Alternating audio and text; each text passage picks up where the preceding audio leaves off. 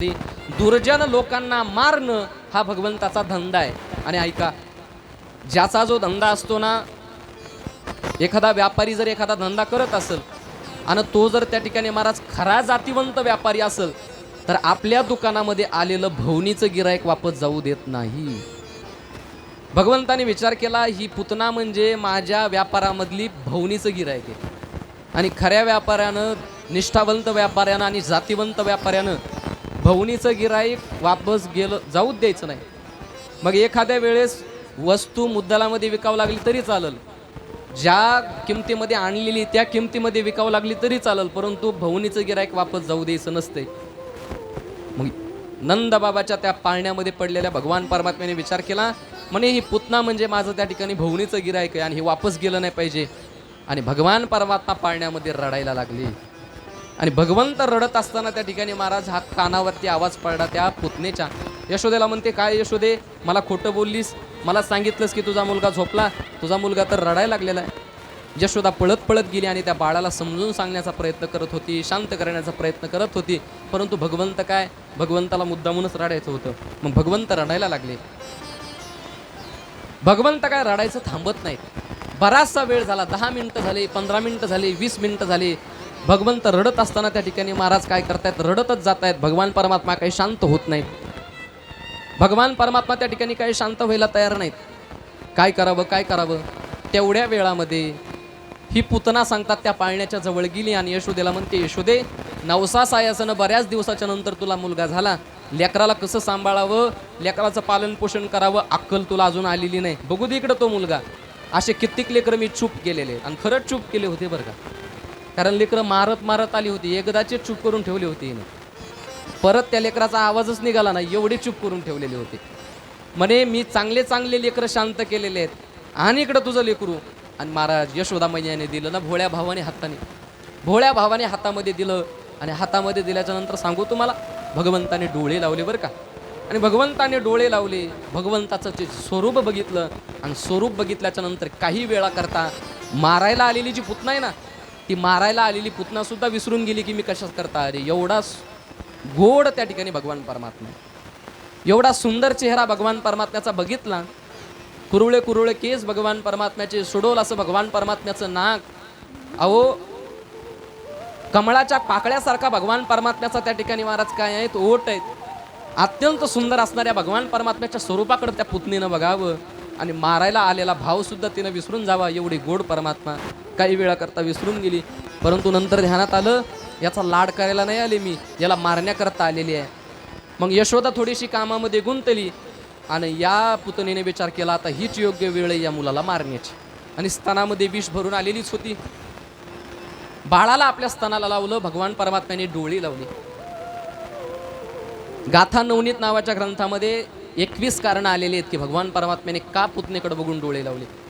पहिलं कारण असं सांगितलं की भगवान परमात्म्याने डोळे लावण्याचं कारण असं आहे की पुतना ही अविद्या आहे आणि भगवान परमात्मा म्हणजे साक्षात परब्रह्म आहे. परब्रह्माच्या समोर अविद्या टिकू शकत नाही, म्हणून भगवान परमात्म्याने डोळे लावले, पहिलं कारण. दुसरं कारण असं होतं की भगवान परमात्मा विचार करत होती, ही अगोदरच्या जन्मामध्ये कोण होती. ही अगोदरच्या जन्मामध्ये बलीची बहीण होती. आणि सांगतात ज्यावेळेस भगवान परमात्म्याचा वामन अवतार झाला ना, त्या वामन अवतारामध्ये ज्यावेळेस भगवंताला हिनं बघितलं तर तिच्या अंतःकरणामध्ये असा भाव निर्माण झाला होता की मला सुद्धा असा मुलगा असावा. आणि भगवान परमात्म्याने तिथेच तिला काय दिलता, वर दिलता की तथास्तु, मी तुझ्या पोट काय होईल, मुलगा म्हणून जन्माला येईल. परंतु नंतर ज्यावेळेस बलीच्या डोक्यावरती पाय दिला त्यावेळेस तिच्याच अंतःकरणामध्ये काय भाव आला, तिच्याच अंतःकरणामध्ये असा भाव आला की असा मुलगा पोटाला येऊन काय करायचं, याला तर मी मारायला पाहिजे. भगवंताने विचार केला, म्हणे तुझ्या दोन्ही इच्छा मी पूर्ण करेन. आणि तीच अगोदरच्या जन्मामध्ये बलीची बहीण असणारी आता पुतना झाली. याच्याकरता भगवंताने डोळे झाकले. भगवंताने डोळे झाकले त्याचं तिसरं कारण असं सांगितलं गेलं. तिसरं कारण असं आहे, भगवान परमात्म्याने डोळे झाकून भगवान शंकराचं स्मरण केलं. म्हणे महादेवा, अहो आम्हाला दही खाण्याचा छंद, आम्हाला दूध खाण्याचा छंद, आम्हाला लोणी खाण्याचा छंद, आम्हाला तूप खाण्याचा छंद, आणि ही पुतना मात्र स्तनामध्ये विष भरून आलेली आहे. आम्हाला कधी विष पचावं, आणि विष पचवण्याचं सामर्थ्य फक्त तुमच्यामध्ये आहे. आणि म्हणून आता तुम्ही आम्हाला काय द्या, बल द्या. आणि म्हणून डोळे झाकून भगवान सांब सदाशिवाचं स्मरण भगवान श्रीकृष्णांनी केलं. आणि भगवान शिवशंकराकडून ते विष पचवण्याचं बल प्राप्त करून घेतलं म्हणून डोळे झाकले, तिसरं कारण. असे 21 कारण सांगितलेले आहेत. आणि भगवान परमात्म्याला त्या ठिकाणी महाराज स्तनाला लावलं. भगवंताला स्तनाला लावल्याबरोबर भगवान परमात्म्याने आता त्या पुतणीचा त्या ठिकाणी महाराज विष प्राशन केलं. विषाच्या नंतर दूध प्राशन केलं. दुधाच्या नंतर रक्त प्राशन करायला लागले. आणि आता भगवान परमात्मा त्या पुतणेचे पंचप्राण शोषून घ्यायला लागले. आणि ज्यावेळेस पंचप्राण शोषत होते त्यावेळेस तिला त्रास असह्य झाला आणि ती पुतना स्वतःचं स्वरूप पालटलं आणि आकाशाच्या दिशेनं पळायला लागली आणि भगवंताला म्हणायला लागली, सोड सोड सोड सोड सोड, सा मुंच मुंचाल मिती प्रभाषिणी निष्पिड्यमान खल जीव मरमनी. भगवान परमात्म्याला म्हणते, हे कृष्णा सोड, हे कृष्णा सोड सोड सोड. भगवंत म्हणतात, मावशी एकतर मी कोणाला धरत नाही, एकतर मी माझ्या जीवनामध्ये कोणाला धरत नाही, एखाद्याला जर धरलं तर त्याला मरेपर्यंत सोडत नाही. शेवटी भगवान परमात्म्याने त्यांचे पंचप्राण शोषून घेतले आणि पंचप्राण शोषून घेतल्याबरोबर पुतना त्या ठिकाणावरती महाराज मरण पावली. आणि आकाश मार्गाने चाललेली पुतना गोकुळाच्या शेजारी असणाऱ्या जंगलामध्ये धाड दिशी पडल्याबरोबर मोठ्याने आवाज झाला, जसं काय भूकंप आलेला आहे. गोकुळामध्ये असणारे सगळे लोक घराच्या बाहेर येऊन पाहतात, अरे काय झालं. तर सांगतात, गोकुळाच्या बाहेर असणारा जे जंगल आहे त्या जंगलामध्ये एक विशाल देह पडलेला दिसला. इकडं राजमहलामध्ये काम करणारी जी यशोदा आहे ती घाईघाईनं पाळण्याच्या जवळ गेली आणि बघते तर काय मुलगाही नाही, बाळही नाही आणि ती मावशीही नाही. मग माझा मुलगा कुठं गेला असेल, माझा मुलगा कुठं गेला असेल म्हणून ज्यावेळेस बाहेर आली तर सगळे लोक वनाच्या दिशेनं पळत होते. यशोदा सुद्धा माझा मुलगा कुठे, माझा मुलगा कुठे असं म्हणत वनाच्या दिशेनं पळाली. तर भगवंत वनामध्ये पुतणीच्या शरीरावरती खेळत होते. ज्यावेळेस आपल्या मुलाला खेळताना बघितलं यशोदेला त्या ठिकाणी महाराज रडू कोसळलं. यशोदा गोपाळांना म्हणते, माझा हरी, माझा बालक त्या ठिकाणी माझ्याजवळ आणून द्या. काही गोपाळ पुतणीच्या शरीरावरती चढले आणि पुतणीच्या शरीरावरती चढून सांगतात त्या गोपाळांनी काय केलं, भगवंताला खाली घेतलं, यशोदेच्या जवळ दिलं. यशोदेने त्या ठिकाणी महाराज आपल्या मुलाला घेऊन घरी गेली. घरी गेल्याच्या नंतर गाईच्या त्या ठिकाणी महाराज शेणाने, गाईच्या गोमूत्राने भगवंताला स्नान घातलं, त्याची दृष्ट काढली आणि सर्वजण यशोदेला म्हणू लागले, यशोदे भगवंताची काय कृपा झाली तुझ्या लेकरावरती, बघ ना एवढ्या मोठ्या राक्षसणीच्या तावडीतून भगवंताला सोडवलं तुझ्या मुलाला, किती देवाचे उपकार म्हणावे, तुझ्या लेकराला वाचवलं. आणि हा सर्व प्रकार घडल्याबरोबर सांगतात त्या ठिकाणी नंदबाबा आले. आणि नंदबाबा आल्याच्या नंतर नंदबाबाने बघितला हा सर्व प्रकार. यशोदेजवळ जातात आणि यशोदेला म्हणतात, यशोदे काय गरज होती घरातलं काम करण्याची, घरी का दासी नाहीत का, नोकर नाहीत का आपल्या घरी कामाला. अगं तू कामामध्ये गुंतलीस म्हणून मुलासोबत असा प्रकार घडलेला आहे. एकतर मुलगा नवसा सायासाने झाला, त्याची खबरदारी तुला घेता येत नाही का, त्याची काळजी तुला घेता येत नाही का. म्हणे मालक कसा प्रकार घडला कळालं नाही. अहो डोळ्यावरती अंधार यावा त्या पद्धतीने ती पुतना आली आणि बाळाचं हरण करून गेली. परंतु भगवान परमात्म्याने माझ्या बाळाला वाचवलं बरं का. अशा पद्धतीने महाराज भगवंताचे आभार मानायला लागले. आता हा साक्षात परमात्मा होता हे यशोदेला माहिती नव्हतं. नंदबाबाच्या जवळ सर्व गोकुळवासी लोक आले. म्हणे महाराज अहो शेजारच्या जंगलामध्ये ती पुतना मरून पडलेली आहे आणि आता तिच्या शरीराचा वास सुटल त्या अगोदर तिच्या शरीराची विल्हेवाट लावली पाहिजे. मग काय केलं पाहिजे. त्यावेळेस नंदबाबाने सांगितलं, म्हणे तिच्या शरीराचे वेगवेगळे तुकडे करा आणि वेगवेगळ्या सरणावरती काय करा, तिला अग्नी टाक द्या. आता या पुतणीचं शरीर महाराज एवढं मोठं होतं, सांगतात या पुतणीचं शरीर त्या ठिकाणी महाराज 3 योजन होतं. आणि एवढी मोठी असणारी पुतना तिच्या शरीराचे अनेक भाग केले, अनेक चितेवरती त्या ठिकाणी ठेवले आणि अनेक चितेवरती ठेवून त्याला अग्निडाग दिला. 6 दिवसापर्यंत सांगतात या पुतणीचं शरीर काय होतं, जळत होतं. परंतु नवल एका गोष्टीचं होतं, ज्यावेळेस पुतणीचं शरीर जळत होतं त्यावेळेस त्याच्यातून सुगंध बाहेर येत होता. तुमच्या आमच्यासारख्या सामान्य माणसाच्या चितेला जर अग्निडाग दिला तर काही वेळाच्या नंतर माणसाच्या चितेपासून दुर्गंध यायला लागतो, चांगला वास येत नाही. परंतु ही पुतना राक्षसनी होती, पवित्रता हिच्या अंगामध्ये नव्हती, तरी सुद्धा तिच्या शरीरातून वास कशाचा येत होता, फुलांसारखा वास येत होता, सुगंधी वास येत होता. शुकाचार्य महाराजाला राजा परीक्षितीने प्रश्न केला, म्हणे महाराज ही तर त्या ठिकाणी राक्षसनी होती आणि राक्षसनी असणाऱ्या पुतणीच्या शरीरामधून सुगंध काय येत होता. तर शुकाचार्य म्हणतात, राजा ज्या राक्षसही असला देवही असला, ज्याचा भगवान परमात्मा स्वीकार करतो ना त्याच्या जीवनाचा सुगंध येत असतो. म्हणून भगवान परमात्म्याने स्वीकार करणं खूप गरजेचं आहे. या पुतणेचा स्वीकार भगवंताने केला. आणि एक विशेष म्हणजे देवकी मातेला जी गती मरणोत्तर भगवान परमात्म्याने दिली, यशोदा मातेला जी गती मरणोत्तर भगवान परमात्म्याने दिली ना, तीच गती पुतणीला सुद्धा दिली. एवढा भगवान परमात्मा काय आहे महाराज, करुणानिधी आहे. शुकाचार्य महाराज वर्णन करतायत, अहो बकीयं स्तनकालकूटं जिघांसया पाय यदप्यसाद्वि लेबे गतिं धात्रयुचितां ततोऽन्यं कौवादयानु शरणौ व्रजेम, कौवादयानु शरणौ व्रजेम. शुकाचार्य महाराज म्हणतात, राजा बघ किती भगवान परमात्मा दयाळू. अहो पुतना ही त्याच्याकडे मारण्याच्या भावाने गेलेली होती, पुतना त्याचा लाड करायला गेली होती का? तुम्हा सर्वजणांना प्रश्न आहे माझ्या प्रश्नाचं उत्तर द्या. सर्वांनी इकडे कथेकडे ध्यान द्या. ज्या वेळेस पुतना भगवंताला मारायला गेली होती, त्याचा लाड करायला गेली नव्हती. पुतना ही त्याला मारण्याच्या भावनेनं भगवंताकडे गेलेली होती. परंतु त्या पुतनेला सुद्धा भगवान परमात्म्याने सायुज्यता नावाचा त्या ठिकाणी मुक्ती प्राप्त करून दिली. तुवा संकादिकाचे नेमाने सायुज्य सौरसो दिदला पुतने, जे विषाचे निस्तन पाने मारू आली. ज्ञानोबराया वर्णन करतात की जी मारायला आलेली होती त्या पुतनेला सुद्धा भगवान परमात्म्याने आपल्या आईसारखीच गती प्राप्त करून दिली. म्हणून भगवान परमात्म्याकडे जात असताना कोणत्याही भावनेनं जा, भगवान परमात्मा तुमचा स्वीकार करतो. गोप्य कामात भयात कंसो द्वेषाचे द्यादयो नृपा. अरे गोपाळांनी भगवान परमात्म्याचा मित्र म्हणून स्वीकार केला, भगवंत त्यांचा मित्र झाला. गोपिकांनी भगवान परमात्म्याचा स्वीकार पती स्वरूपामध्ये केला, भगवंत त्यांचे पती बनले. कंस, चाणूर, मुष्टिक आदी जे त्या ठिकाणी दैत्य होते, त्या दैत्यांनी शत्रू म्हणून भगवंताकडे बघितलं, भगवान परमात्मा शत्रू म्हणून प्राप्त झाले. जसा ज्याचा भाव असेल ना तसा भगवान परमात्मा त्याला प्राप्त होतो.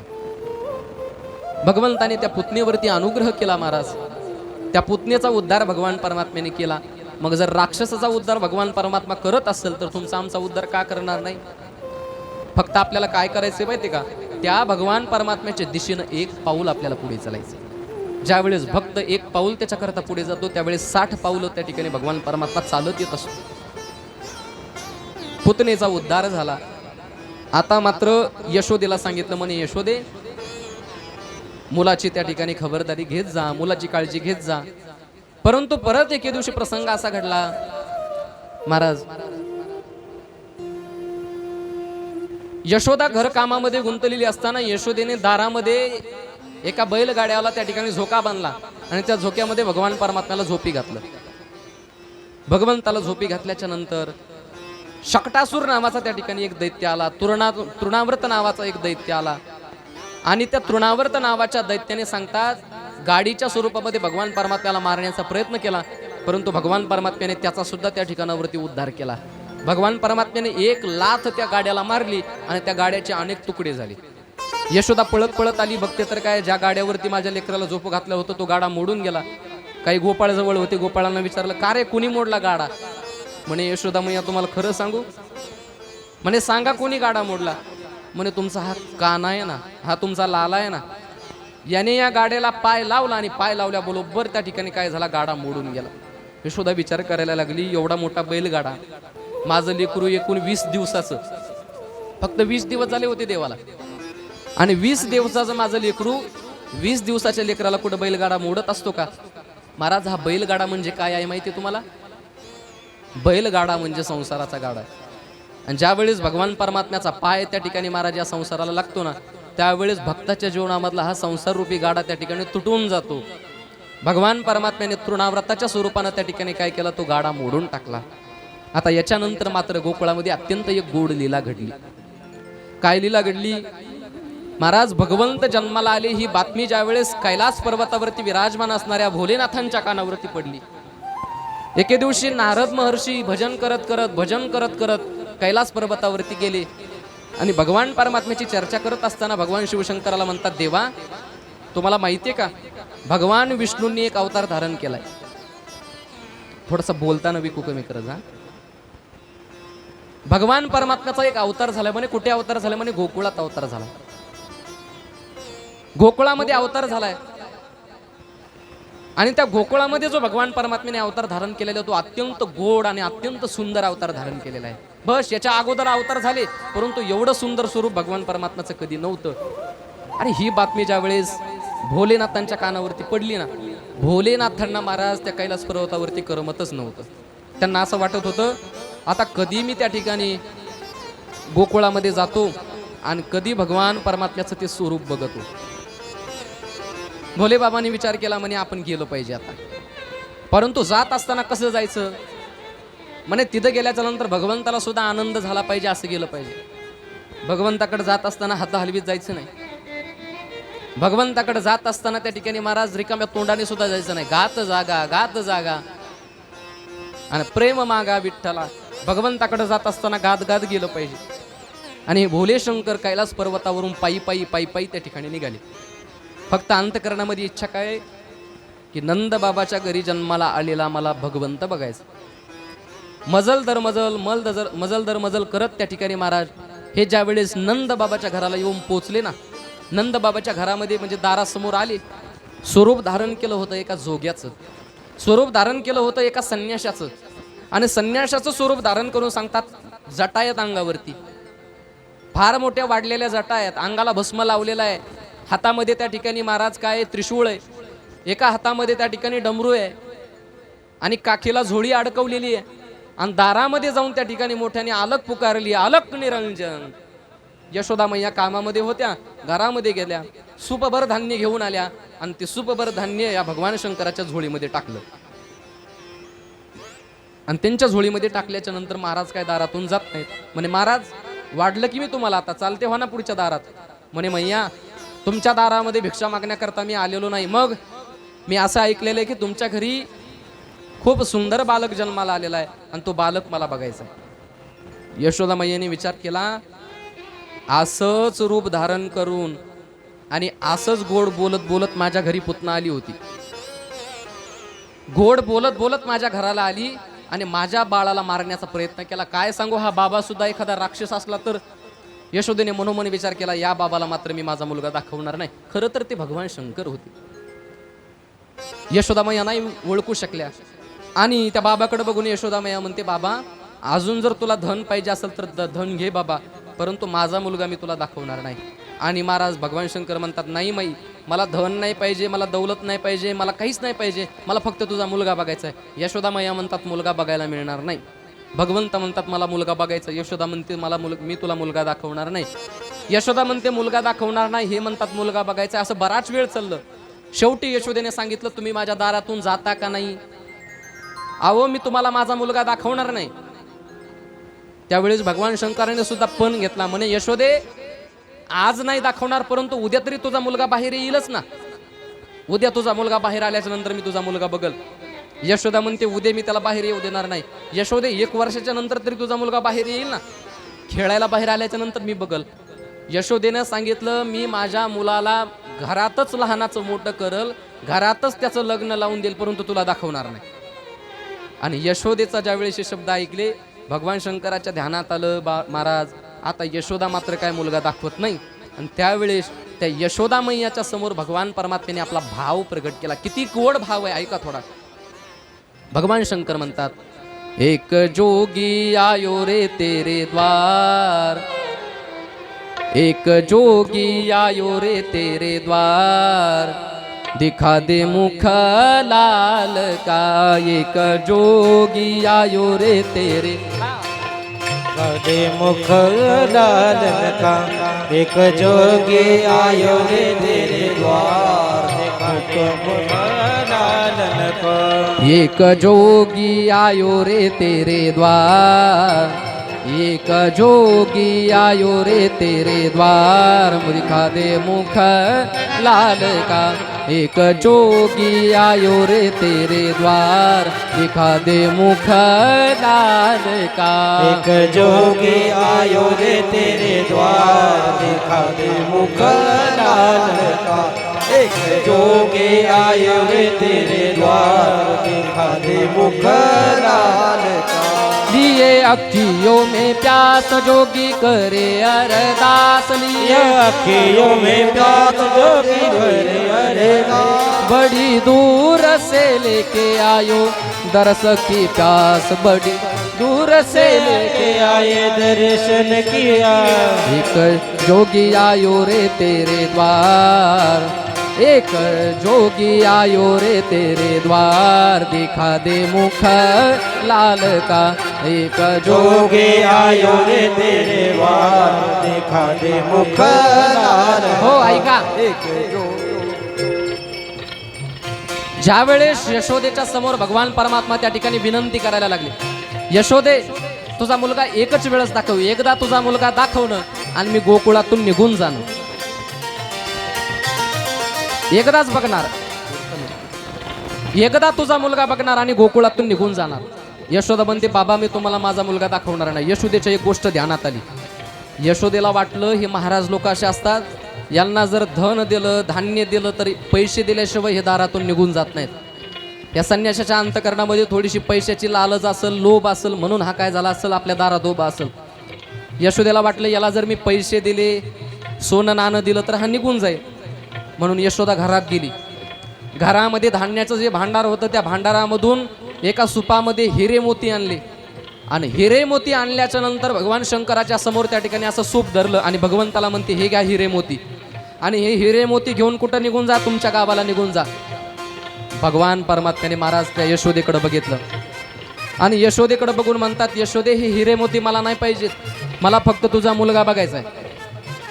रखले हीरे मोती तेरे रखले हीरे मोती तेरे रखले हीरे मोती तेरे रखले हीरे मोती तेरे रखले हीरे मोती तेरे रखले हीरे मोती तेरे रखले हीरे मोती तेरे रखले हीरे मोती तेरे किस काम के मेरे किस काम के मेरे किस काम के मेरे किस काम के मेरे तोरे भरे रहेंगे भांडार तेरे भरे रहेंगे भांडार दिखा दे मुख लाल का एक जोगी आयो रे तेरे द्वार दिखा दे मुख लाल का एक जोगे आयो रे तेरे द्वार दिखा दे मुख लाल का एक जोगी आयो रे तेरे द्वार दिखा दे मुख लाल का.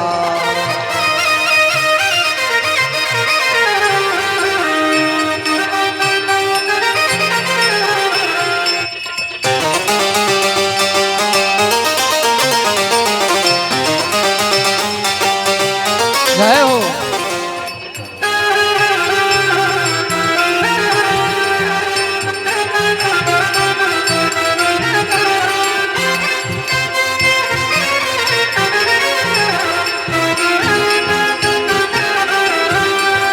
जय हो.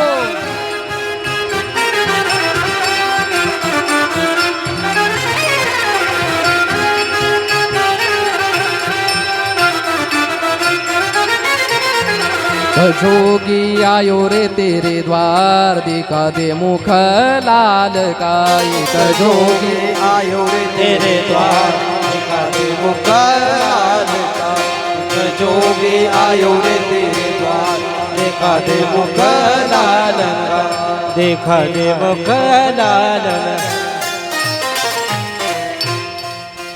एक जोगी आयो रे तेरे द्वार दिखा दे मुख लाल का. माई मला हिरे नको मोती नको रखले हिरे मोती तेरे हे किस काम के मेरे. अरे हिरे मोती निर्माण करण्याची क्षमता माझ्यात आहे, हे माझ्या काही कामाचे नाहीत. अरे उलट माझ्याच आशीर्वादाने तोरे भरे रहेंगे भांडार, माझ्या आशीर्वादाने तुझे भांडार भरून राहतील. फक्त एक काम कर दिखा दे मुख लाल का. एकदा तुझ्या मुलाचा चेहरा मला दाखव आणि तुझ्या पाळण्यामध्ये साक्षात जगाचा पालनहार आहे.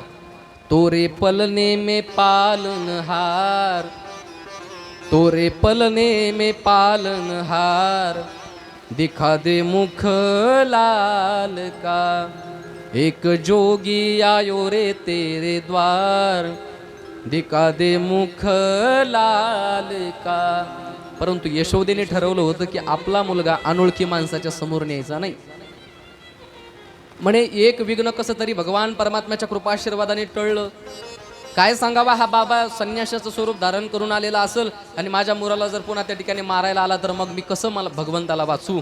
महाराज यशोदेने नाही दाखवलं, परंतु त्याचा परिणाम भगवान शंकराच्या मनावरती झाला. भगवंत विचार करतात, देवा कैलास पर्वतावरून चालत आलो ना मग आम्ही, आणि कैलास पर्वतावरून चालून येऊन सुद्धा तुम्ही आम्हाला तुमचं स्वरूप दाखवत नाहीत. कैलास पर्वतावरून चालून येऊन सुद्धा तुम्ही आम्हाला दर्शन देत नाहीत. काय चुकलं आमचं सांगा आम्हाला.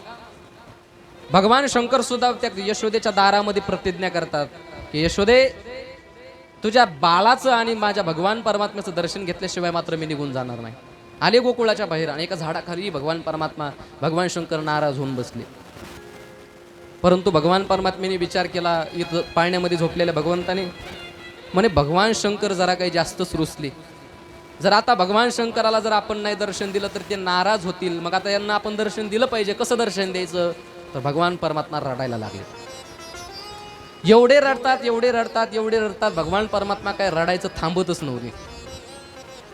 अनेक वेळा समजावून सांगण्याचा प्रयत्न केला, परंतु भगवान परमात्मा त्या ठिकाणी महाराज काय करतात, रडायचं थांबत नाहीत. काय करावं.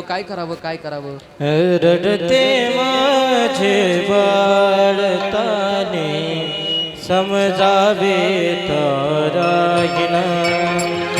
हे रडते माझे बाळताने समजावे तारायण. रडते माझे बाळताने समजावे तारायणा. रडते माझे बाळताने समजावे तारायणा. हे मना परे समजावी ते हलवी ते पळना.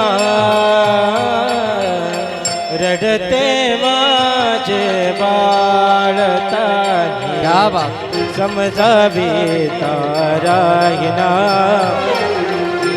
रडते माझे बाळताने समजावे तारायणा.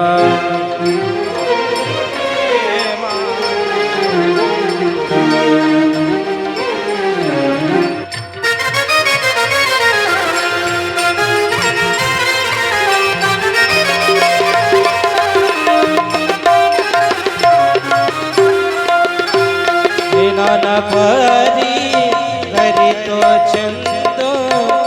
हे रडतासे सुंदो रडतासे सुंदो आपटोनी निजविते अनविते पवना. रडते माझे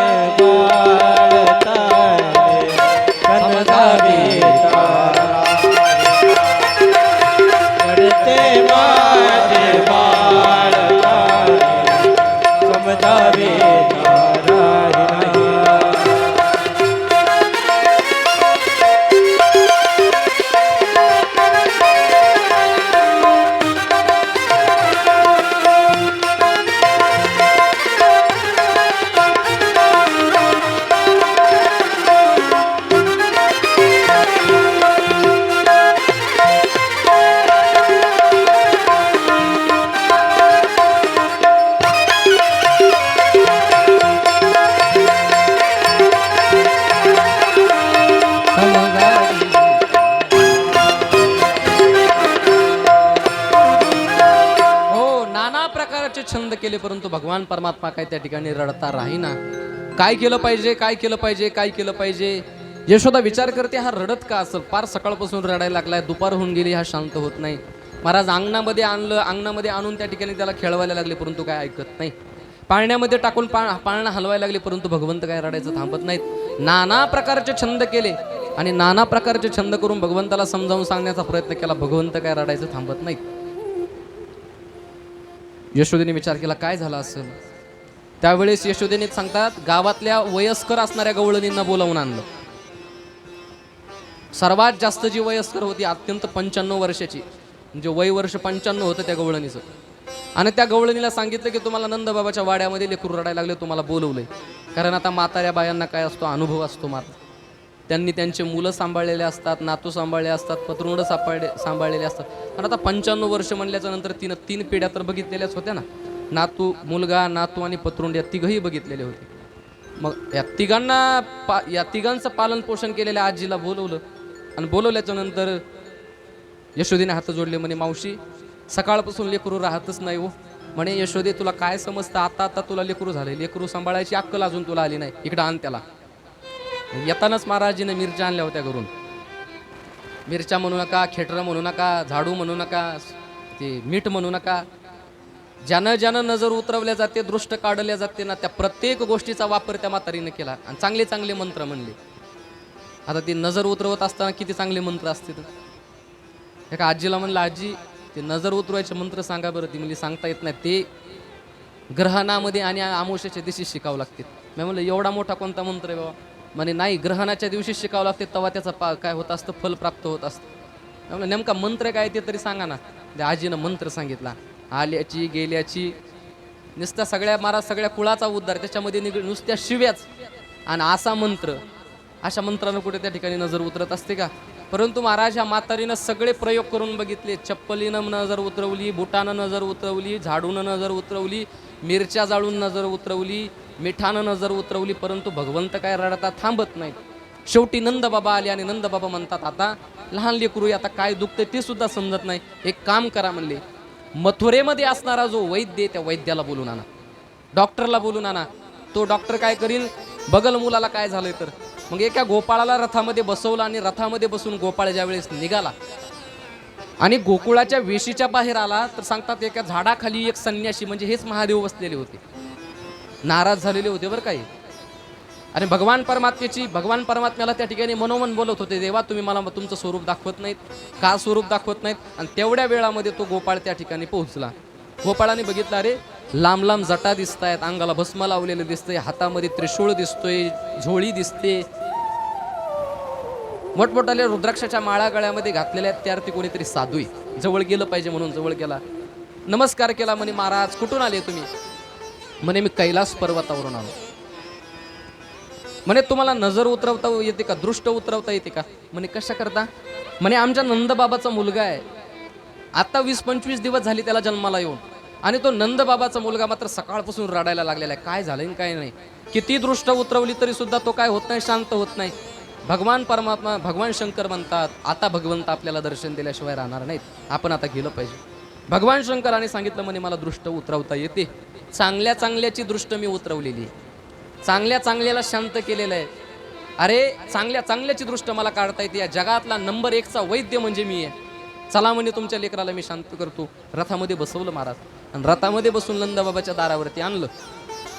आणि त्या गोपाळाने सांगितलं, म्हणे महाराज चला की मधात. म्हणे मधात येणार नाही. याच्या अगोदर यशोदा थोडी कशामध्ये आली होती महाराज, ताठ्यामध्ये आली होती. आता भगवान शंकराने विचार केला, आता आपण आपलं वजन दाखवायचं. भगवान शंकराने सांगितलं, मधात येणार नाही, मी कोणाच्या घरामध्ये शिरत नाही. अगोदर घरामध्ये शिरण्याकरता, लेकरू बघण्याकरता अट्टहास करू लागले, विनवणी करू लागले, परंतु त्यांच्या ध्यानात आला, आता भगवंत आपल्याला दर्शन देणार आहे. मग म्हणतात मी मधात येत नसतो.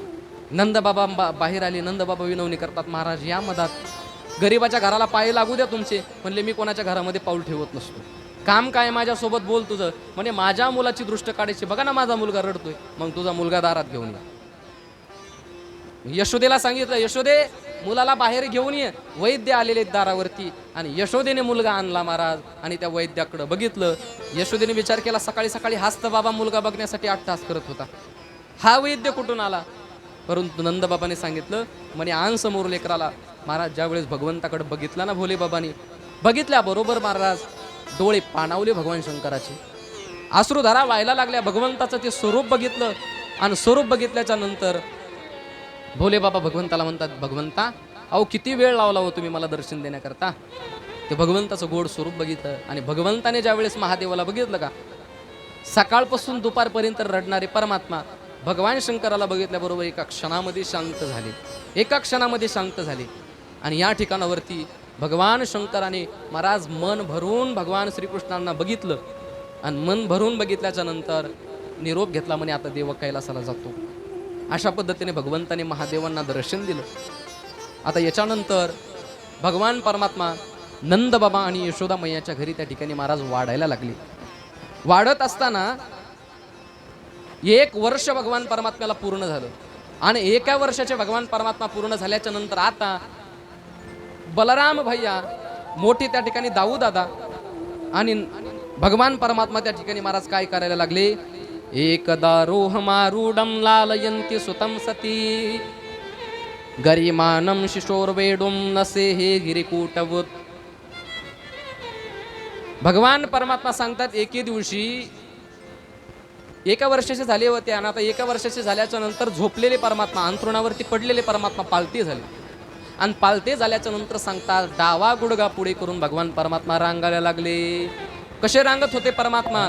तळवे तळहात तळहात टेकीत तळवे तळहात तळहात टेकीत डाव्या गुडघ्याने गुडघ्याने रांगत डाव्या गुडघ्याने गुडघ्याने रांगत डाव्या गुडघ्याने गुडघ्याने रांगत तळहात तळहात टेकीत तळवे तळहात तळहात टेकीत डाव्या गुडघ्याने गुडघ्याने रांगत डाव्या गुडघ्याने गुडघ्याने रांगत डाव्या गुडघ्याने गुडघ्याने रांगत.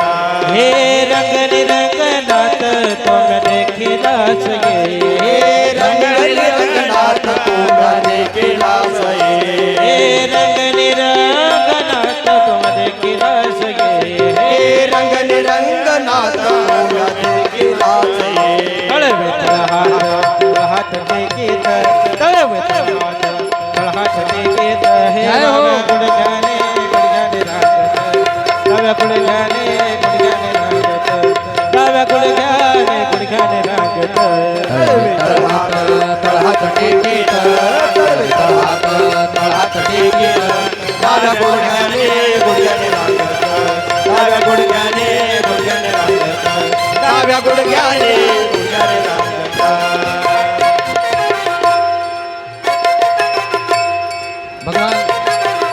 भगवान परमात्मा रांगायला लागले. कसे रांगायला लागले.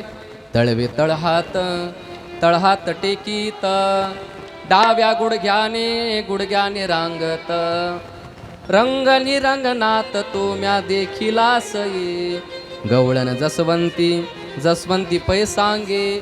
महाराज गवळणीनं वर्णन केलं. गवळणीनं बघितलं, यशोदेनं बघितलं, माझा लाला रांगायला लागलेला आहे. आनंद झाला महाराज.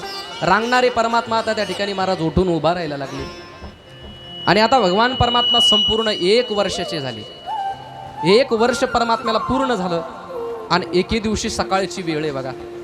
सकाळी सकाळी त्या ठिकाणी महाराज नंद बाबा गाईच्या गोट्यातून बाहेर आले आणि गाईच्या गोट्यातून बाहेर आल्याच्या नंतर बघतात तर काय आपल्या राजवाड्याच्या समोर गर्गाचार्य महाराज त्यांना दिसले आणि गर्गाचार्य महाराजांना बघितल्याबरोबर नमस्कार केला. म्हणे महाराज गरिबाच्या घराला कसं येणं केलं. म्हणजे सहज चलत चलत आलो होतो आणि आता तुमचं गाव दिसलं म्हणून तुमची भेट घ्यावा म्हणून तुमच्या दारात आलो. म्हणजे बरं झालं महाराज तुम्ही आले. 1 वर्ष झाला आमच्या घराला आमचा मुलगा जन्माला आलाय परंतु अजून त्याचा नामकरण विधी झाला नाही. 1 वर्ष झालं जन्माला येऊन त्याला कोणी लाला म्हणतंय, त्याला कोणी त्या ठिकाणी वेगवेगळ्या प्रकारच्या नावाने हाका मारतात परंतु अजून नाव ठेवलेलं नाही आणि त्याचं नामकरण विधी करावा अशी माझी इच्छा आहे. तो तुम्ही करावा अशी माझी इच्छा आहे. म्हणे नंदा तुझ्या मुलाचा जर मी नामकरण विधी केला तर कंस मला जिवंत सोडेल का. अरे मी यदुवंशामध्ये सुरसेन राजाचा त्या ठिकाणी कुलपुरोहित आहे. प्रत्येक गावाचा एक पुरोहित असतो. जसे आपल्या गावाचे पुरोहित रामपुरीचे त्या ठिकाणी देवबाप्पा आहेत नाही का, तसा प्रत्येक गावाचा पुरोहित असतो आणि जो आपल्या गावाचा पुरोहित आहे त्या पुरोहितांना आपलं गोत्र माहीत असतं, आपलं कुळ माहिती असतं. म्हणून पूजा करत असताना त्यांच्याच हाताने काम करून घ्यायची असती तर त्यांना आपली वंशावळ माहिती असते. दुसरी गोष्ट म्हणजे त्यांना आपलं गोत्र माहिती असतं, त्यांना आपलं कुळ माहिती असतं म्हणून त्यांच्या हाताने काय करावं लागत असते, पूजा करावं लागत असते. म्हणे मला तर तुझ्या कुळाची त्या ठिकाणी संपूर्ण माहिती आहे परंतु जर मी तुझ्या मुलांचं नामकरण विधी केला तर कंसाला कळलं तर कंस जिवंत सोडणार नाही. म्हणे महाराज एक काम करा ना, आपण नामकरण विधी अत्यंत गुप्त स्वरूपामध्ये करू, कोणाला कळलंच नाही पाहिजे. म्हणे तशी जागा आहे का. म्हणे आमच्या गाईच्या गोठ्यामध्ये त्या ठिकाणी खूप सुंदर जागा आहे आणि गाईचा गोठामध्ये अत्यंत पवित्र आहे. तुम्हाला सांगू गर्ग संहितेमध्ये गाईच्या गोठ्याचं वर्णन आलेलं आहे. गाईचा गोठा म्हणजे सामान्य समजू नका. गाईचा गोठा म्हणजे साक्षात वैकुंठ सांगितलेला आहे. गाय किती पवित्र आहे. भगवान परमात्म्याला एवढी महाराज आवडते गाय. गायीच्या रक्षणाकरताच भगवान परमात्म्याचा श्रीकृष्ण अवतार आहे. गायीच्या संवर्धनाकरताच गोवर्धनाकरताच सांगतात भगवान परमात्म्याचा श्रीकृष्ण अवतार आहे. आणि म्हणून गायीचं एक विशेष महत्व आहे. भगवान परमात्म्याचा नामकरण विधी कुठं झाला? भगवान परमात्म्याचा नामकरण विधी झाला गोशाळेमध्ये. तो झाला अशा पद्धतीने पंचांगामध्ये सांगतात. आता अशा अनेक लीला आहेत महाराज. एक लीला जर भगवंताची सांगायला गेलं तर फार वेळ निघून जातो. आणि आज आपली कथा सुरू व्हायलाच 2 वाजले जवळपास. वेळ आज कमी आपल्याकडं. परंतु जसं जसं भगवान परमात्मा आपल्याकडून सेवा करून घेईल त्या पद्धतीने आपल्याला करायची. गर्गाचार्य महाराजांनी पंचांग बघितलं आणि पंचांगामध्ये दुसऱ्या दिवसाचीच त्या ठिकाणी तिथी अत्यंत शुभ दिसली. सर्वार्थ सिद्धी योग त्या ठिकाणी दिसून आला. आणि नंदबाबाला सांगितलं, म्हणे नंदा उद्याचा दिवस मात्र अत्यंत पवित्र आहे, परंतु उद्याच्या दिवशी सुद्धा सकाळी ज्या वेळेस जर याचा नामकरण विधी झाला तर तो अत्यंत पवित्र आहे. म्हणजे ठीक आहे, तुम्ही कोणतीही वेळ सांगा, त्या वेळेला आम्ही हजर राहू. आणि महाराज आता दिवस ठरला, वेळ ठरली आणि नंदबाबाच्या राजवाड्यामध्ये हे गर्गाचार्य महाराज मुक्कामासाठी आपल्या शिष्यांसोबत थांबले. रात्रीची वेळ. यशोदा आली. म्हणे महाराज काय खायला करायचं? म्हणे मी कोणाच्या हातचं खात नाही. मग जेवण कसं करणार? म्हणे शिधा दे कोरडा, मी माझ्या हाताने बनवून खातो. कोरडा शिधा आणून दिला. सर्व शिधा त्या गर्गाचार्य महाराजांच्या हवाली केला. गर्गाचार्य महाराजांनी स्नान केलं. स्नान करून स्वयंपाक बनवला. स्वयंपाक बनवल्याच्या नंतर महाराज वेगवेगळे ताटं वाढले. आपल्या सर्व शिष्यांना पंक्तीमध्ये बसवलं आणि गर्गाचार्य महाराजांनी त्या ठिकाणी ताट वाढल्याच्या नंतर महाराज भगवान परमात्म्याला नैवेद्य दाखवला आणि स्वतःच्या समोर ज्या वेळेस ताट वाढून घेतलं ना, हातामध्ये त्या ठिकाणी पाणी घेतलं. बघा बरं का, जेवायला बसल्याच्या नंतर विधी काय आहे? भोजनाचा विधी. भोजन म्हणजे नुसतं जेवण म्हणजे जेवण नाहीये, तर तो एका पद्धतीचा यज्ञ आहे. उदर भरण नो हे जाणी जे यज्ञ कर्म. यज्ञ कर्म म्हणजे काय आहे? जेवण आहे. म्हणून त्या गर्गाचार्य महाराजांनी हातामध्ये काय घेतला? महाराज पाणी घेतलं आणि पाणी घेऊन असं ताटाला फिरवलं, हात जोडले आणि हात जोडून मंत्र म्हणायला सुरुवात केली. ब्रह्मार्पणं ब्रह्महविर ब्रह्मज्ञा ब्रह्मणोहुतं ब्रह्मैव तेन गन्तव्यं ब्रह्मकर्म समाधिना. ओम प्राणाय स्वाहा अपानाय स्वाहा व्यानाय स्वाहा उदानाय स्वाहा समानाय स्वाहा ओम ब्रह्मणे नमः. नैवेद्य दाखवला. नैवेद्य दाखवण्याचा मंत्र म्हणला आणि मंत्र म्हणल्याबरोबर त्या ठिकाणी महाराज प्रत्येकाने काय केलं पाहिजे? जेवायला बसल्याच्या नंतर महाराज भगवान परमात्म्याचं आवाहन केलं पाहिजे. पाणी फिरवायचं आणि एवढंच म्हणायचं, श्रीकृष्णार्पणमस्तु. भगवंता जेवण करा. जेवायच्या अगोदर फक्त एवढे 2 शब्द जरी करता म्हटले ना, तर तुमच्या ताटामध्ये असलेलं अन्न राहत नाही, तर तो प्रसाद होत असतो. जे भगवंताला अर्पण केलं आणि अर्पण करून आपण ग्रहण केलं त्याला अन्न म्हणत नाहीत, त्याला भोजन म्हणत नाहीत, त्याला प्रसाद म्हणतात. आणि ज्याने कोणी प्रसाद खाल्ला, प्रसादस्तु प्रसन्नता प्रसादे सर्व दुःखानां हानिरशोपजायते. प्रसाद ग्रहण केल्याच्या नंतर माणसाच्या जीवनामध्ये दुःख नाहीसे होत असतात. म्हणून जेवण करण्याचा सुद्धा विधी आहे. तो कसा विधी आहे? ताट समोर आल्याबरोबर त्या ठिकाणी पाणी फिरवायचं आणि एवढंच म्हणायचं, कृष्णार्पणमस्तु. देवा जेवायला या.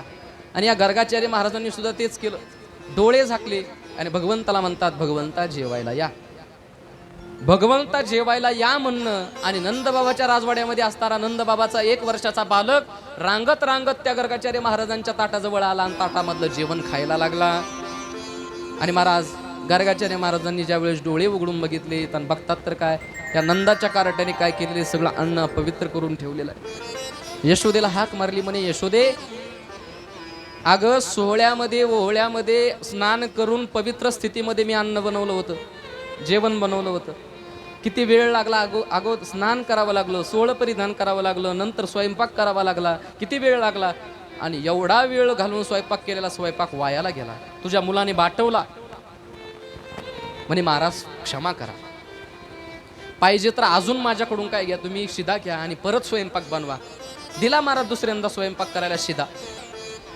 आणि आता दुसऱ्यांदा यांनी स्नान केलं. ऐका बरं का, आता स्नान केलं. स्नान केल्याच्या नंतर सोहळं घातलं. सोहळं घालून त्या ठिकाणी स्वयंपाक बनवला, ताटं बनवले, देवाला नैवेद्य दाखवला आणि स्वतःच्या समोर त्या ठिकाणी ताट घेतलं आणि परत मंत्र म्हटला, ब्रह्मार्पणं ब्रह्म हविर्ब्रह्मज्ञ ब्रह्मणोहुतं ब्रह्मैव तेन गंतव्यं ब्रह्म कर्म समाधिना. आणि पाणी फिरवलं आणि परत संकल्प सोडला, देवा जेवायला या. आणि असं म्हटल्याबरोबर परत नंदबाबाच्या घरामध्ये खेळणारा जो देव आहे, नंदबाबाचा जो मुलगा आहे, तो मुलगा सांगतात रांगत रांगत आला आणि गर्गाचार्य महाराजांच्या ताटामध्ये हात घातला. डोळे उघडून बघतात तर काय, परत दुसऱ्यांदा नंदबाबाच्या पोराने काय केले, ताट बाटवले. आता राग आला, ताट बाजूला फेकलं, उठून उभा राहिले, लाल चेहरा झाला. आणि यशोदेला म्हणतात, यशोदे माझी थट्टा करते का काय? तुझ्या मुलाला तुला सांभाळता येत नाही? अगं दुसऱ्यांदा याने माझं अन्न बाटवलंय, दुसऱ्यांदा माझं अन्न याने अपवित्र केलंय. तुला माहिती ना, कुणी स्पर्श केलेलं अन्न मी खात नाही, सोहळ्यामध्ये केलेलं अन्नच मी खात असतो. म्हणे महाराज क्षमा करा.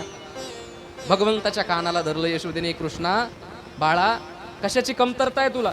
या महाराजांच्या ताटामध्ये जाऊन का खातोस? म्हणे आई मी जात नाही. काय मी जात नाही? हे महाराजच काय करतात, ताट वाढतात आणि ताट वाढल्याच्या नंतर मंत्र म्हणतात आणि मंत्र म्हणून त्या ठिकाणी मलाच म्हणतात की देवा जेवायला या. आणि त्यांनी म्हटल्यामुळं तर मी पळत पळत जातो. ज्यावेळेस गर्गाचार्य महाराजांनी हे शब्द ऐकले त्यावेळेस गर्गाचार्यांच्या ध्यानात आलं की जो आपल्या ताटामध्ये जेवत होता तो नंदबाबाचा मुलगा नव्हता, तर या ब्रह्मांडाचा नायक होता. आणि प्रसाद म्हणून सांगतात त्या ठिकाणी गर्गाचार्य महाराजांनी तो प्रसाद ग्रहण केला. रात्र उलटून गेली.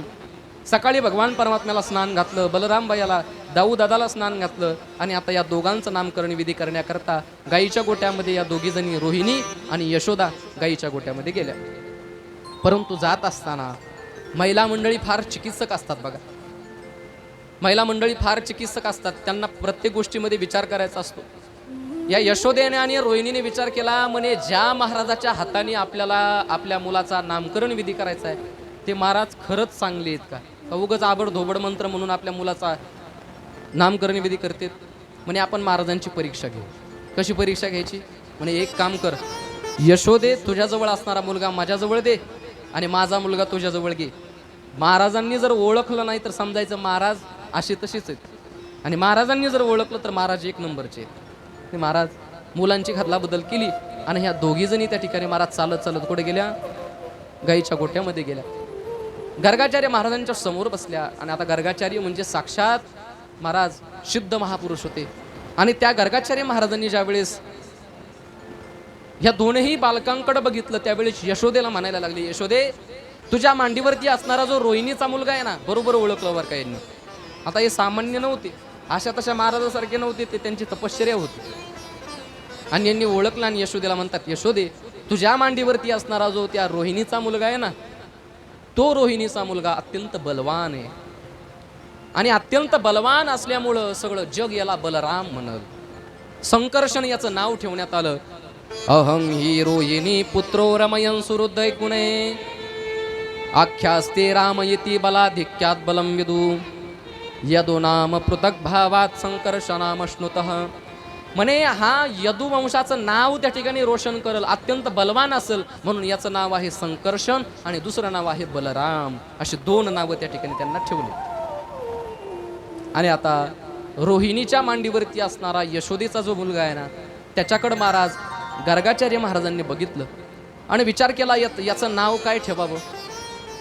त्याची जन्मकुंडली काढली आणि नाव प्रत्येक मुलाचं ठेवत असताना जन्मकुंडलीमध्ये जे नक्षत्र निघालेलं आहे त्या नक्षत्रामधलं कितवं चरण आहे या सगळ्या गोष्टीचा विचार करावा लागतो. ज्योतिषशास्त्रामध्ये असा विचार आलेला आहे, माणसाची कुंडली काढत असताना तिथी वार नक्षत्र त्यावेळेचं त्या ठिकाणी महाराज योग, त्यावेळेचा त्या ठिकाणी महाराज कोणता योग आहे, कोणत्या पद्धतीचा योग आहे आणि नक्षत्राचं कितवं चरण, या सगळ्या गोष्टीचा विचार करून नाव ठेवलं जातं. आपल्या इकडं काय नाव ठेवायच्या दिवशी आत्याला बोलून आणतात, नाही आत्यालाच असतं ना, आत्याच्या सातान नाव ठेवतात. मग त्या आत्याला जे वाटेल ते आत्या नाव ठेवते. मग आत्या नाव ठेवते पिंट्या बबल्या, ते का नावं झाली का काय? नाव ठेवत असताना जे महाराज जन्मकुंडलीमध्ये अक्षर निघालेले त्याच्यावरून नाव ठेवावं. भगवान परमात्म्याचं त्या ठिकाणी महाराज पंचांग बघितला, भगवंताच्या जन्माची तिथी बघितली. श्रावण महिना अष्टमी तिथी कृष्ण पक्ष, रोहिणी नावाचं नक्षत्र. आणि रोहिणी नावाच्या नक्षत्रामध्ये भगवान परमात्मा रात्रीच्या 12 वाजता जन्माला आले आणि भगवान परमात्म्याच्या जन्माचं अक्षर निघालं क. आणि त्यावेळेला गर्गाचार्य महाराज भगवंताकडे बघून भगवंताचं नाव ठेवणार परंतु भगवंताकडे बघितल्याच्या नंतर गर्गाचार्य महाराज स्वतःचं नाव विसरून गेले. सोपं आहे का देवाचं नाव ठेवणं? नाही. स्वतःचं नाव विसरून गेले, स्वतःचं कुळ विसरून गेले, स्वतः मी कोण आहे हे विसरून गेले. नुसतं भगवान परमात्म्याकडे बघतायत, नुसतं भगवान परमात्म्याकडे बघतायत. पाहिलिया वेद लावी बैशे जीवे जडूनी. त्याला बघितल्याबरोबर महाराज सगळं माणूस विसरून जातो, एवढा गोड आहे तो. वारकरी पंढरपुरामध्ये ज्यावेळेस महाराज दर्शनाला लागतात ना, पंढरीनाथाच्या दर्शनाला लागल्याच्या नंतर ज्यावेळेस गाभाऱ्यामध्ये प्रवेश होतो आणि लांबूनच कमरेवरती हात ठेवलेला आणि विटेवरती वाचलेला परमात्मा बघितला ना, हृदय भरून येतं. त्याचं स्वरूपच एवढं गोड आहे की त्याच्याकडे बघितल्याबरोबर महाराज माणूस स्वतःला विसरून जातो. गर्गाचार्य महाराज स्वतःला विसरून गेले, त्यांना समाधी लागली. यशोदा म्हणते, महाराज सांगा माझ्या बालकाचं नाव काय? महाराज एक बोलत नाहीत, दोन बोलत नाहीत.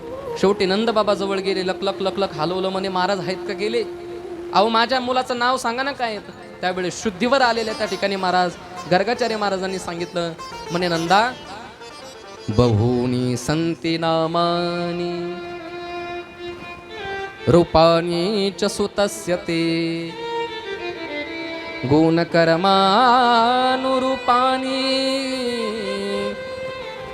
तान्यहं वेदनो जनाः.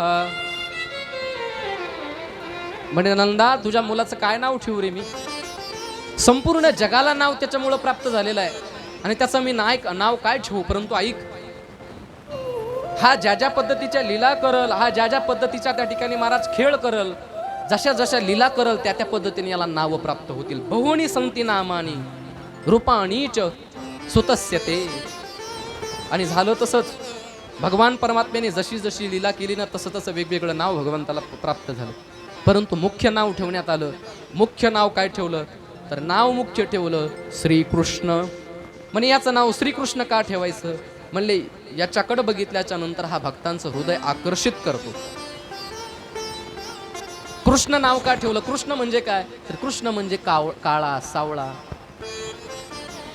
वर्णाच्या बाबतीमध्ये विचार करायला गेलं तर कृष्ण म्हणजे काळा, सावळा.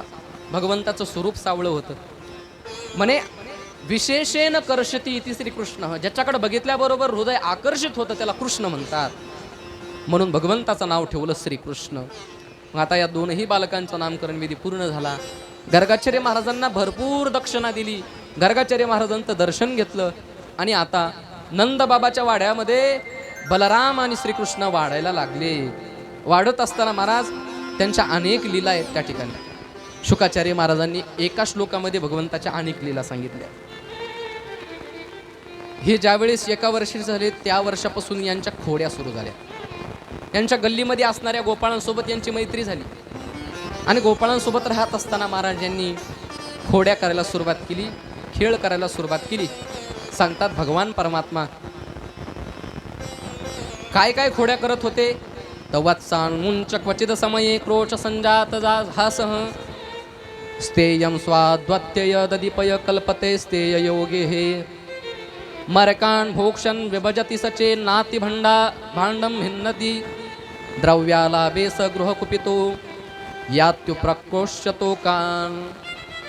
म्हणे याच्या खोड्या मुख्य काय खोड्या होत्या तर गोपाळांना सोबत घ्यायचं, गवळणींच्या घरी जाऊन त्या ठिकाणी दया दुधाचा नाश करायचा. बरं आता गवळणीच्या घरी भरपूर दूध असल्यामुळे त्यांना काही वाटत नव्हतं, परंतु हा काय करायचा, नाशधूस करायचा.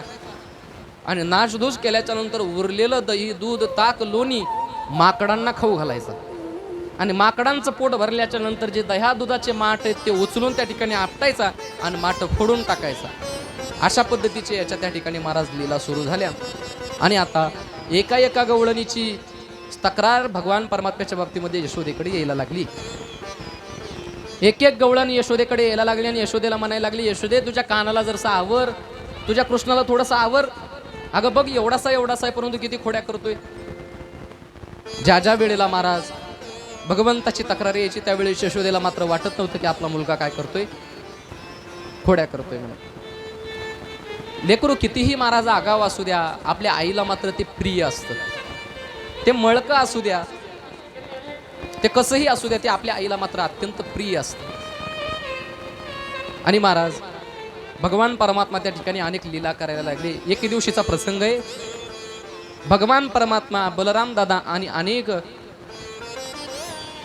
गोपाळ ज्या वेळेस खेळत होते, खेळत असताना एके दिवशी सांगतात सर्वांची नजर चुकून कन्हैया यांनी काय केली, थोडीशी माती खाल्ली. आणि माती खाल्ल्याच्या नंतर प्रसंग असा घडला, एका गोपाळाने बघितलं आणि बलराम दादाला सांगितलं, म्हणे बलदाऊ भैया कानाने माती खाल्ली. हे बलराम दादा कृष्णाच्या जवळ जातात आणि कृष्णाला म्हणतात, कृष्णा तोंड उघड. म्हणे उघडणार नाही. म्हणे तू माती खाल्लीस का? म्हणे नाही खाल्ली. म्हणे तुझं नाव यशोदा मैयाला सांग. आणि महाराज हे भगवान श्रीकृष्ण होते, ते म्हणले यशोदा मैयाला सांग, नंद बाबाला सांग, नाही तर नंद बाबाच्या बाबाला सांग, मी कोणाला भीत नाही. आणि असं म्हणल्याबरोबर हे बलराम भैया घरी पळत पळत गेले आणि पळत पळत जाऊन आईला म्हणतात, यशोदा मैयाला म्हणतात, मैया मैया कानाने माती खाल्ली. यशोदेला राग आला, हातामध्ये काठी घेतली आणि कृष्णाला जवळ घेतलं, कानाचा कान हातामध्ये धरला आणि डोळे वाचून कृष्णाकडे बघते आणि कृष्णाला विचारते, सांग माती खाल्लीस का? भगवंत एकही बोलत नाहीत, दोनही बोलत नाहीत. डोळे वाचून बघितलं आणि विचारलं, सांग माती खाल्लीस का? एकही बोलत नाहीत, दोनही बोलत नाहीत. शेवटी काडी उगारली आणि सांगितलं, कृष्णा आता जर सांगितलं नाहीस तर काठीनं मारल. भगवान परमात्मा भीत भीत त्या ठिकाणी आईला म्हणायला लागली, आई आई ग आई ग नाही खाल्ली मी माती. आई ग आई ग नाही खाल्ली मी माती.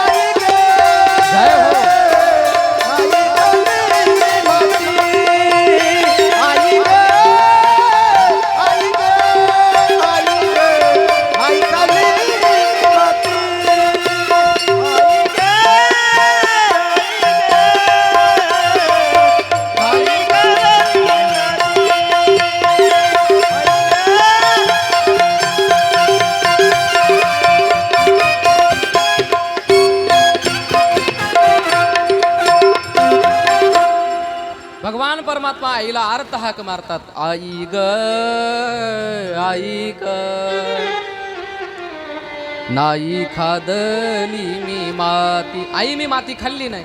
म्हणे बळराम दादा सांगतोय, म्हणे बळराम दादा खोट बोलतो, घेतो कुदांड मजवरी. माझ्यावरती आळ घ्यायला लागलेला आहे, मला मार खाऊ घालायचा आहे म्हणून माझ्या बाबतीवर खोटं सांगायला लागलेलं आहे. आई खरंच मी माती खाल्ली नाही. म्हणे तुझं तोंड उघडून दाखव, त्याच्याशिवाय कळणार नाही. भगवान परमात्मा म्हणतात दाखवणार नाही. शेवटी यशोदेने महाराज वरी काठी उगारली, भगवंताने तोंड उघडलं. उघडल्याबरोबर त्या भगवान परमात्म्याच्या मुखामध्ये यशोदेला 14 भुवनांचं दर्शन झालं. भगवंताने विश्वरूपाचं दर्शन यशोदेला त्या ठिकाणावरती करवून दिलं. यशोदा विचार करते, याने माती खाल्ली का 14 भुवनं खाल्ली? भगवान परमात्मा किती मोठा आहे महाराज. एवढा प्रभू व्हावे, त्याने संपुष्टी राहावे. एवढा मोठा असणारा परमात्मा यशोदेच्या घरी जन्म घेतो, नंदाच्या घरी जन्म घेतो आणि अशा लीला करतो. बघा त्याच्या मुखामध्ये 14 भुवन सामावलेले. मृत्यू लोकासारखे, पृथ्वीसारखे 14 लोक त्याच्या मुखामध्ये आहेत. आणि यशोदेला त्या ठिकाणी महाराज दर्शन दिलं. परत भगवान परमात्म्याने भ्रांती सुद्धा तिला पाडली. भ्रांती का पाडली? विचार केलं. यशोदेने ज्यावेळेस बघितलं त्यावेळेस यशोदा म्हणाली, माझा मुलगा म्हणजे साक्षात देवच आहे. भगवंताने विचार केला, जर आईच्या ध्यानात आलं मी देव आहे तर आई माझं पालन पोषण करणार नाही, मला देवाऱ्यात ठेवल आणि माझी पूजा करल, माझं दर्शन घेईल. मग आईचं जे प्रेम आहे ते मला उपभोगायला नाही मिळणार. मग त्याच्याकरता काय केलं पाहिजे? आईला भ्रांती पाडली पाहिजे. म्हणून भगवंताने आपल्या मायेचा पडदा आईच्या डोळ्यावरती झाकला आणि परत कृष्ण म्हणून आईला दिसायला लागला. म्हणे कृष्णा माती खात जाऊ नको, पोटामध्ये जंतू होत असतात, पोटामध्ये बाऊ होत असतो, परत माती खायची नाही. म्हणे ठीक आहे आई. आता भगवान परमात्मा अनेक लीला करायला लागले. किती सांगावा महाराज लीला भगवंताच्या. भगवान परमात्म्याची लीला ह्या अनंत आहेत. हरी अनंत, हरी कथा अनंत. भगवान परमात्मा सुद्धा, भगवान परमात्म्याचे सुद्धा स्वरूप अनंत आहेत आणि भगवान परमात्म्याच्या कथा सुद्धा अनंत आहेत. अशा पद्धतीने भगवान परमात्मा चोऱ्या करायला लागले. चोऱ्या करत असताना अनेक गवळणीने महाराज यशोदेजवळ गारानं केलं, परंतु यशोदेनं सांगावं माझं बाळ हे गुणाचं आहे. तुम्ही त्याच्यावरती त्या ठिकाणी आळ घेता. तुम्हाला वाटतंय माझं बाळ त्या ठिकाणी चोऱ्या करते, परंतु माझं बाळ तसं नाही. परंतु महाराज एके दिवशी प्रसंग असा घडला. एकदा गृहदाशीषु यशोदानंद गेहिनी कर्मांतरती नियुक्तासु निर्मंत स्वयं ददी. सांगतात एके दिवशी सकाळची वेळ आहे आणि सकाळच्या वेळी घरी काम करण्याकरता येणारी जी दाशी आहे, गवळ नाही, नोकरी नाही, ती आली नाही आणि घर काम लागलं यशोदेच्या पाठीमागं. आणि यशोदा त्या ठिकाणी महाराज सकाळच्या वेळेत थोडंसं त्या ठिकाणी महाराज ते गोकुळामधलं वातावरण थोडंसं डोळ्यासमोर आणा. जे गोकुळामध्ये गेले होते, जे वृंदावनामध्ये गेले होते, त्याने ते गोकुळाचं सर्व वातावरण ध्यानात आणा. सकाळची वेळ आहे, अत्यंत त्या ठिकाणी महाराज त्या सकाळच्या पवित्र वेळेमध्ये यशोदा मैयाने दध्याचं म्हणजे दह्याचं घुसळण करायला घेतलेलं आहे. फार मोठा माठ आहे, त्या माठ्यामध्ये त्या ठिकाणी महाराज रवी सोडलेली आहे आणि रवी सोडून त्या ठिकाणी महाराज ह्या यशोदा मैया दह्याचं काय करायला लागलेलं, घुसळण करायला लागलेलं आहे. घुसळण करत असताना कसं करायला लागल्या, घुम घुम करती. कसा वाजायला लागला डेरा, घुम घुम करती. डेरा त्या ठिकाणी घुम घुम घुम घुम आवाज यायला लागला आणि अशा पद्धतीचं महाराज सुंदर त्या ठिकाणी महाराज घुसळण चालू असताना भगवान परमात्मा यशोदा मैयाच्या जवळ येतात आणि यशोदा मैयाला म्हणतात, यशोदा मला भूक लागली, मला खायला दे. यशोदा मैयाने सांगितलं म्हणे घरकाम भरपूर पडलेलं आहे, थोडा वेळा करता थांब, थोडा वेळ थांब, घरकाम पडलेलं आहे, तुला आताच काय भूक लागली. म्हणे नाही आई, मला आत्ताच त्या ठिकाणी भूक लागलेली आहे. म्हणे अरे काना, थोड्या वेळा करता थांब, घरकाम भरपूर पडलेलं आहे, एकटीच आहे मी आज, घरी कोणी कामाला दाशी आलेली नाही. म्हणे मला आत्ताच जेवायला पाहिजे. यशोदा मैयाने महाराज जेवायला तर दिलं नाही. यशोदा मैयाने जेवायला दिलं नाही. मांडीवरती घेतलं, म्हणे 2 मिनिटं थांब, एवढं घुसळण करू दे मला. तेवढ्यामध्ये भगवंताने प्रश्न केला, म्हणे आई तुला या जगामध्ये सर्वात जास्त काय आवडतं. म्हणे मला माझा कृष्ण आवडतो. म्हणे खोटं बोलते तू, जर कृष्ण आवडत असतं तर मला जेवायला नसतं घातलं का. म्हणे नाही, मला माझा कृष्णच आवडतो. भगवंताने विचार केला, म्हणे यशोदा मैयाची परीक्षा घ्यायची. मग स्वयंपाक घरामध्ये दूध त्या ठिकाणी महाराज काय घातलं होतं, तापायला घातलेलं होतं. बरं ते दूध सुद्धा सामान्य नव्हतं. भागवतामध्ये एका गायीचं वर्णन आलेलं आहे. त्या गायीचं नाव आहे पद्मगंधा नावाची गाय. वेगवेगळ्या पद्धतीच्या गायी आहेत का नाही, जर्शी गाय, गावरान गाय, गीर गाय, वेगवेगळ्या पद्धतीच्या गायी आहेत ना. तर तशी नंदबाबाच्या घरी एक गाय होती, ती स्वर्गातून आलेली गाय होती, तिचं नाव होतं पद्मगंधा नाव. जशी कामधेनू आहे ना तशी पद्मगंधा होती. मग या पद्मगंधा गायीची एवढी सोय होती महाराज. किती सोय होती, नंदबाबाच्या घरी एकूण गायी किती, 9 लाख गायी. तर नंदबाबाच्या घरच्या ज्या त्या ठिकाणी महाराज अत्यंत शुद्ध गावरान गायी आहेत ना, त्या शुद्ध गावरान 10,000 शुद्ध गावरान गाईचं दूध काढायचं आणि 1,000 गीर गाईला पाजू घालायचं. ध्यान देऊ नाही का, 10,000 शुद्ध गावरान गाईचं दूध काढायचं आणि 1,000 गीर गाईला पाजू घालायचं आणि 1,000 गीर गाईचं दूध काढायचं आणि एकट्या ह्या पद्मगंधा नावाच्या गाईला पाजू घालायचं आणि एकट्या ह्या पद्मगंधा नावाच्या गाईचं दूध काढायचं. आता ह्या पद्मगंधा नावाच्या गाईच्या दुधाचं वैशिष्ट्य असं होतं, ह्या गाईचं दूध ज्यावेळेस तापायला ठेवलं ना तर त्याचा वास कमळाच्या फुलासारखा येत होता, म्हणून तिचं नाव होतं पद्मगंधा. एवढं त्या ठिकाणी सुंदर दूध महाराज. पूर्वी बघा, आता दूध राहिलं नाही त्या पद्धतीचं, आता पुड्याचं दूध आलं. कोणी पाहुणा आला तर घरातली आई बाई काय म्हणते, जाय दुकानावरून दुधाचा पुडा घेऊन ये. आणि ते लेकरू सुद्धा पळत पळत जातं आणि मेलेला उंदीर धरून आणावा तसं ते दुधाचा पुडा घेऊन येतं. आता दुधामध्ये चव राहिली नाही. पूर्वी मला कळतंय तोपर्यंत तरी महाराज दूध तापू घातलं ना तर त्या दुधाचा चांगला घराच्या बाहेर वास येत होता. आता तुम्ही तर सर्व माझ्यापेक्षा ज्येष्ठ आहेत, तुम्हाला माहीतच असणार, गावरान गाईचं दूध त्या ठिकाणी लाल झालं की सुंदर त्याचा त्या ठिकाणी काय सुटत होता, वास सुटत होता नाही का, सुगंध सुटत होता. आणि या पद्मगंधा नावाच्या 1,000 गीर गाईचं दूध काढायचं आणि या पद्मगंधा गाईला पाजू घालायचं आणि एका पद्मगंधा गाईचं दूध काढायचं आणि नंद महाराजांच्या बोक्याला पाजू घालायचं, म्हणजे कृष्णाला पाजू घालायचं. बघा किती थाट होता त्याचा, सामान्य थाट नव्हता. किती थाट म्हणावा महाराज, पद्मगंधा गाईचं दूध कृष्णा करता. आणि ते पद्मगंधा नावाच्या गाईचं दूध ठेवलेलं होतं महाराज ओल्यावरती. आणि इकडं भगवान परमात्म्याने अग्निदेवतेला आज्ञा केली, म्हणे जा तुम्ही आता काय करा, तुमचं काम करा. त्या अग्निदेवतेनं सांगतात महाराज जाळ वाढवला आणि दूध मात्र उतू जायला लागलं, वास आला. आणि महिला मंडळीचं महाराज जीव दुधावरती भरपूर. दुधापेक्षा सुद्धा त्या दुधाच्या साईवरती फार जीव. यशोदेनं वास बघितला, वास आला आणि यशोदेच्या नाकामध्ये वास गेल्याबरोबर यशोदेने कानाला खाली हात दिलं आणि पळत पळत जाऊन त्या ठिकाणी महाराज दूध फुकायला लागली. भगवंताला राग आला, म्हणे माझ्यापेक्षा काहीच दूध मोठं झालं कैला. भगवंताने हातामध्ये काठी घेतली, शिंक्यावरती असणारे सर्व त्या ठिकाणी महाराज दुधाचे भांडे, दह्याचे भांडे, ताकाचे भांडे, लोण्याचे भांडे फोडून टाकले आणि नंदराजाच्या त्या ठिकाणी राजवाड्यामध्ये सगळा दुधाचा पूर झाला. स्वयंपाक घरातून बाहेर आले तर बघते तर काय, सगळा दुधाचा क्षीरसागर जमलेला आहे. कोणी केलं हे? तर महाराज हातामध्ये कृष्णाच्या काठी आहे, डोक्यावरती त्याच्या दही सांडलेला आहे. कृष्णा, गावातल्या बाया सांगत होत्या ते खरंय, तुझं दुधाची चोरी करत होता, दह्याची चोरी करत होता, ते खरंय. हातामध्ये काठी घेतली आणि महाराज पळत पळत त्या कृष्णाच्या पाठीमागे लागले. कृष्ण समोर पळतो, यशोदा पाठीमागं पळते. थोडंसं डोळ्यासमोर चित्र आणा.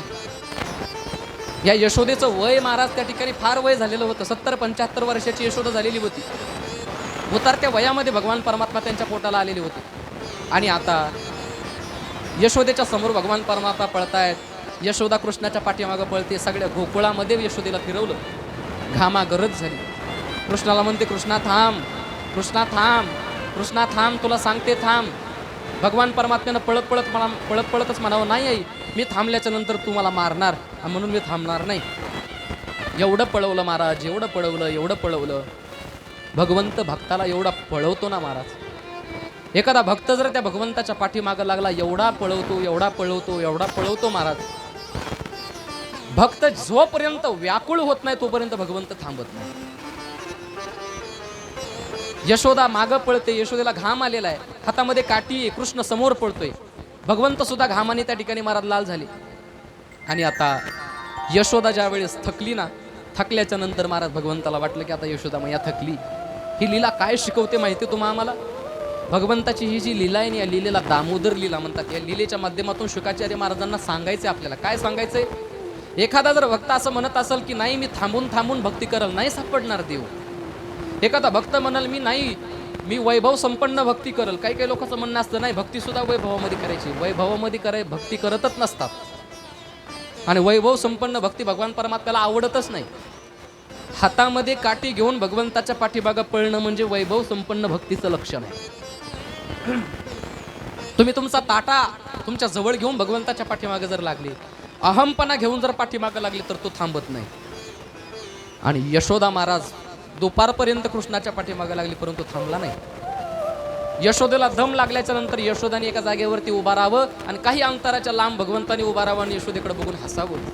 यशोदा म्हणायची, कृष्णा फक्त तू सापड. भगवंत म्हणायचे, तुम्हाला सापडून दाखव. दुपार झाली, शेवटी व्याकुळ झाली. आणि व्याकुळ झाल्याच्या नंतर महाराज आर्त स्वरामध्ये देवाला म्हणते, थांबणारे कुठपर्यंत पळणार?